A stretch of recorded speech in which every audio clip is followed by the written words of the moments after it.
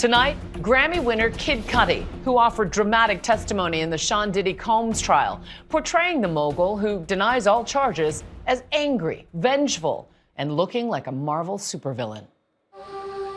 Day 9 of testimony in the trial of Sean Diddy Combs. What are you expecting today? And today, a Grammy-winning artist took the witness stand. Scott Mescudi, otherwise known as Kid Cudi, the actor, rapper, songwriter behind hits like Pursuit of Happiness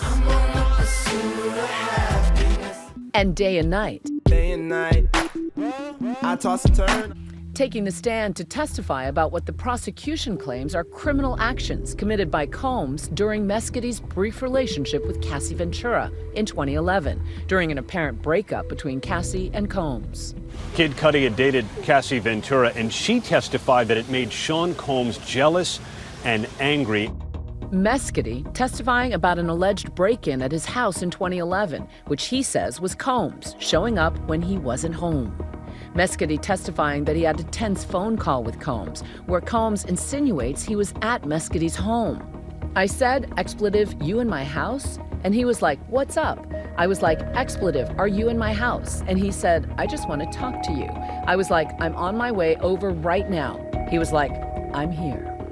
When he arrived, Combs was not there. But he said Christmas presents he had bought for members of his family were unwrapped, torn open, and his dog was locked in the bathroom. Mescudi says he later called police, who took a report.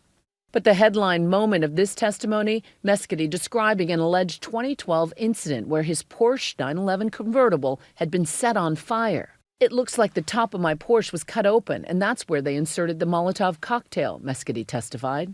Arson is part of the racketeering conspiracy count Combs faces.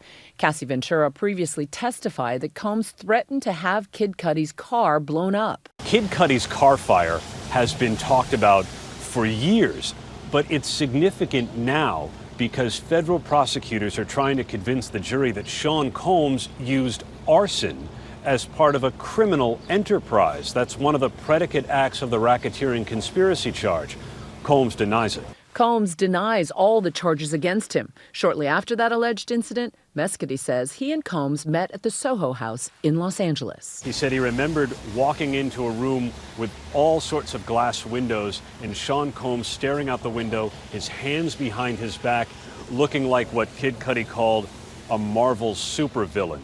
That earned something of a chuckle inside the courtroom. But he said Combs' demeanor was very calm. Mescudi said he told Combs that Cassie told him she and Combs were broken up. When the meeting ended, he says, we stood up, shook hands, and as I was shaking his hand, I said, what are we going to do about my car? He looked right back at me, very cold stare, and said, I don't know what you're talking about. And remember, Cassie Ventura had sent her mom an email just before Christmas in 2011 saying that Combs had threatened to harm both her and Scott Mescudi.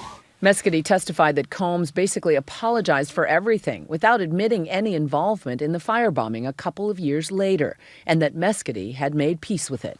After his testimony, Kid Cudi posting to his Instagram stories. And I've been seeing all the love and support, and I just want to say thank you so much, man. This is a stressful situation. I'm glad it's behind me. For more on this story, watch Impact by Nightline, Diddy on Trial, now streaming on Hulu and Hulu on Disney+.